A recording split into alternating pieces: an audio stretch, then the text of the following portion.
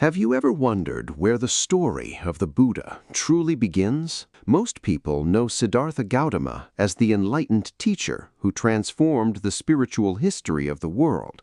But long before he became the Buddha, he was born into a royal family whose political traditions, social values, and close-knit relationships played a remarkable role in shaping his early life. To understand the Buddha, we must first understand the world that raised him. More than 2,500 years ago, at the foothills of the Himalayas, stood the prosperous city of Kapilavastu, the homeland of the Shakya clan. At first glance, it appeared to be an independent kingdom ruled by its own leaders.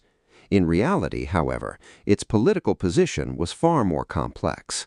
Although the Shakyas governed their internal affairs, Kapilavastu existed under the influence of the powerful kingdom of Kosala. During that period, King Prasenajit of Kosala was one of the most influential rulers in northern India.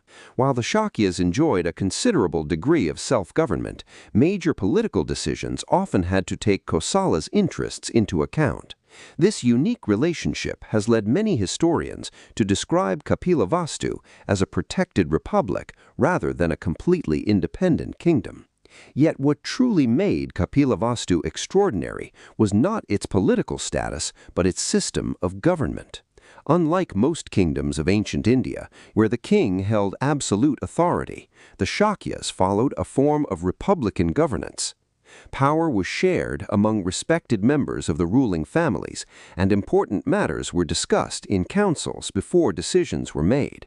Leadership was based not only on royal birth, but also on consultation, responsibility, and collective agreement. At the center of this remarkable system stood King Shuddhodana, the father of Siddhartha Gautama. Although history remembers him as a king, his authority was not unlimited. His primary responsibility was to administer the state, maintain peace, and oversee public affairs. However, he could not simply rule according to his personal wishes. The council of the Shakya elders played an essential role in the decision-making process, ensuring that governance remained balanced rather than absolute. Many historians believe that this tradition of discussion, consensus, and shared responsibility later influenced the structure of the Buddhist Sangha, where important decisions were made collectively instead of being dictated by a single individual. Behind this remarkable political system stood an equally remarkable royal family. King Shuddhodana belonged to the distinguished Shakya dynasty, a Kshatriya lineage that traditionally traced its ancestry to the ancient Ikshwaku or Okaka dynasty, one of the oldest royal lineages mentioned in Indian tradition. His father was King Sihanu, a respected leader of the Shakya clan, and his mother was Queen Kachana, also known in some traditions as Katyayani. Together, they had 7 children, 5 sons and 2 daughters. Their eldest son was Shuddhodana, followed by Amitodana, Shuklodana, Dotodana, and Shakyodana. Their daughters were Amita and Pramita. At the time, no one could have imagined that this royal household would one day become one of the most significant families in the history of Buddhism. Some of its members would later shape the Buddha's journey in very different ways. Shuddhodana's sister, Amita, became the mother of Devadatta, a man who would eventually emerge as one of the Buddha's strongest rivals.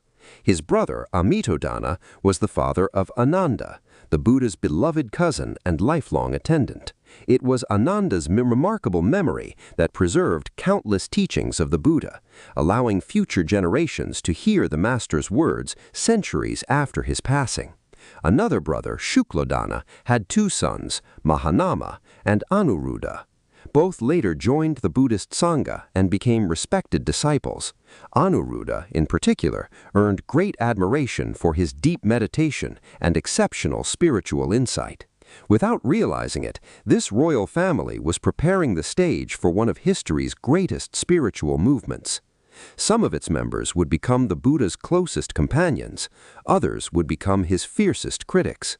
but together they formed the world into which Prince Siddhartha was born, a world of privilege, responsibility, political complexity, and powerful family ties. While Kapilavastu was known for its unique political system, the royal family itself was about to witness an event that would change the course of human history forever.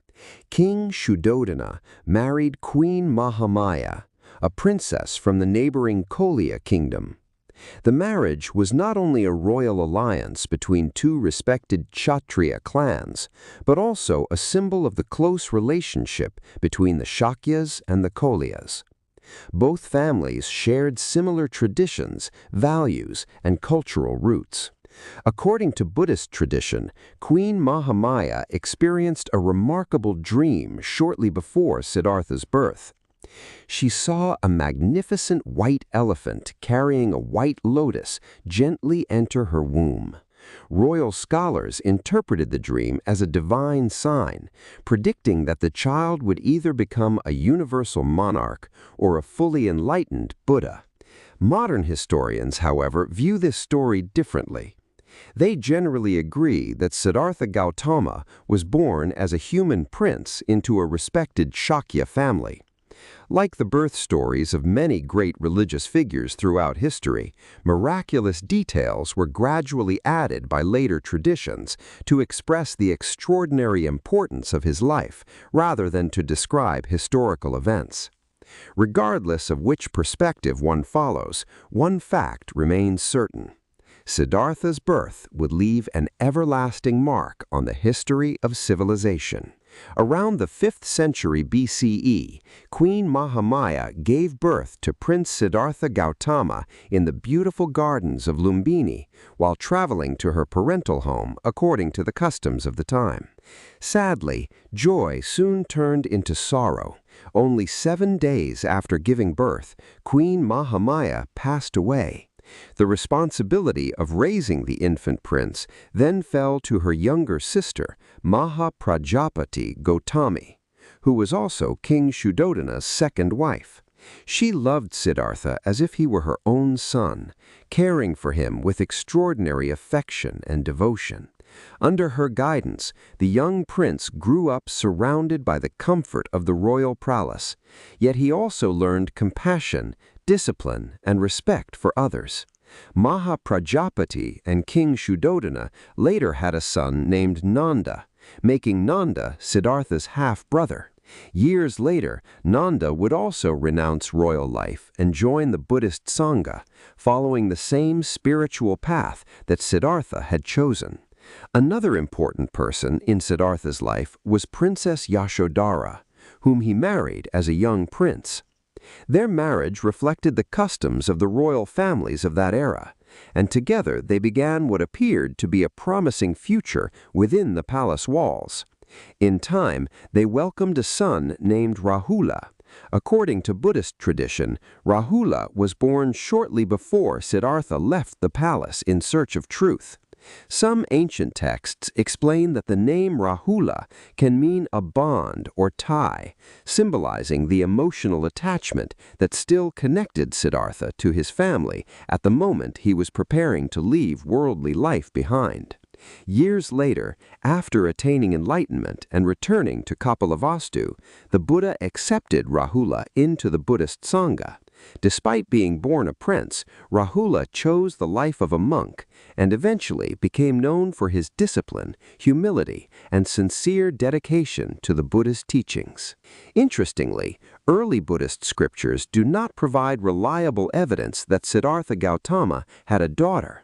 The overwhelming majority of historical and traditional sources mention only one child, Rahula. The story of Siddhartha's family reveals something remarkable. Those closest to him would later become some of the most influential figures in the history of Buddhism. Ananda preserved his teachings. Nanda embraced the monastic life. Rahula carried forward his father's spiritual legacy, and Mahaprajapati Gotami became the first Buddhist nun, opening the path for women to enter the Sangha.